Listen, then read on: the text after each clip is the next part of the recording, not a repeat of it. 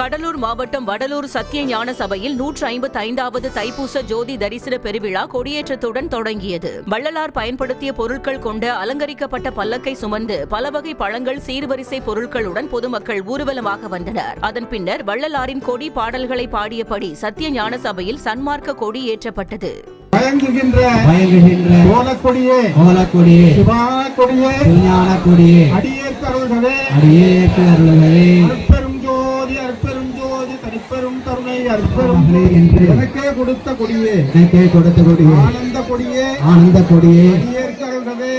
பெரும் ஜோதி அருள் பெரும் ஜோதி தனிப்பெரும் கருணை அருள் பெரும் ஜோதி எல்லா உயிர்களும் இன்புற்று வாழ்க வள்ளலார் மலரடி வாழ்க வாழ்க அருள் பெரும் ஜோதி ஆண்டவர் மலரடி வாழ்க வாழ்க.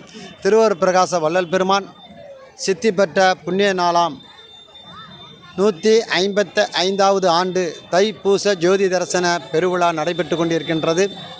காலை 7:30 மணிக்கு தர்மசாலையில் சுத்த சன்மார்க்க கொடி கட்டுதல் நடைபெற்று அதைத் தொடர்ந்து சத்தியஞான சபையில் அருகாமையில் உள்ள சன்மார்க்க கொடி கட்டுதல் நிகழ்ச்சி வடலூர் பாரதிபுரம் கிராமவாசி மக்கள் முன்னிலையில் நடைபெற்றது.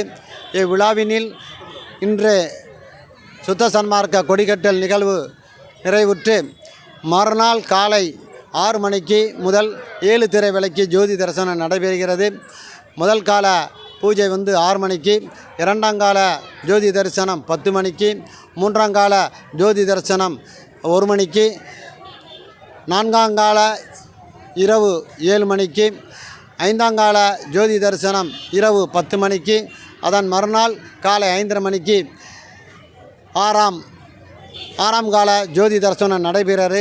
சத்தியஞான சபையில் உள்ள 7 திரைகளை விளைத்து அஞ்ஞான திரைகளான கருப்பு திரை, நீலத்திரை, பச்சைத்திரை, செம்மத்திரை, பொன்மைத்திரை, வெண்மைத்திரை, கலப்பு திரை ஆகிய 7 திரை விலைக்கு தைப்பூசத்தில் தான் 7 திரை விலைக்கு தரிசனம் கிடைக்கும். மற்ற மாத பூசத்தில் 6 திரை விலைக்கு தான் நமக்கு தரிசனம் கிடைக்கும்.